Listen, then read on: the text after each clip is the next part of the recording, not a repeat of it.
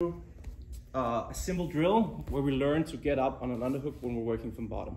Okay, so real quick, the half guard position looks like this.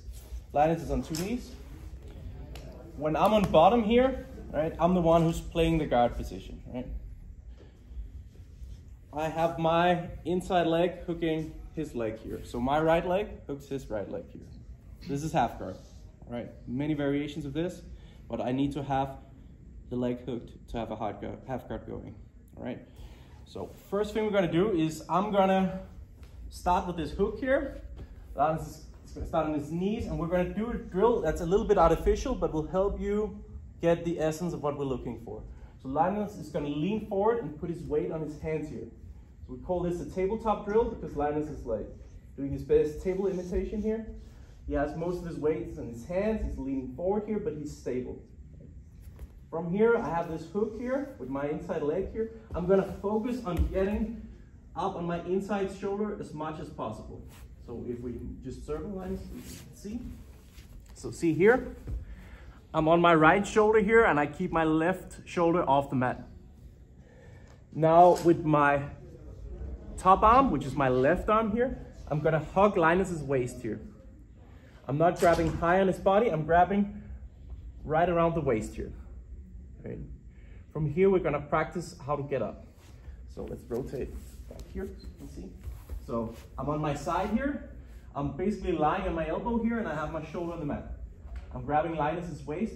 From here, I'm gonna pull him forward with my hands here, just to keep his weight on his hands here. And look here, I'm gonna take this bottom leg out, and now I'm gonna take my top leg on top of his leg here. From here, I'm gonna focus on scissoring my leg, so my top knee here kicks forward to his hamstring. I extend my bottom leg and turn up to this position here. And this is a good working position. We can look to tackle our partner to the ground. We're gonna look at that, but first let's get this movement down. So I'm just gonna show it solo so you can see a little bit better. So when we start, we have that inside hook here, and we want to be all the way up on our shoulder. So you can see here, my elbow here is trapped under my body. If I fell asleep like this, my fingers should be all tingly when I wake up, okay? Really wanna be all the way up here. I grab his waist, and now from here, when I need to get up, I let go of this lower leg here, and I use my top knee to bump him at the back of his leg here. This pulls him forward to his hands. I get this motion going, boom, and then I want to scissor my leg. So just extend this bottom leg, turn my chest down and go to my knees up to here. Just gonna show it one more time. Try to give you 2 angles.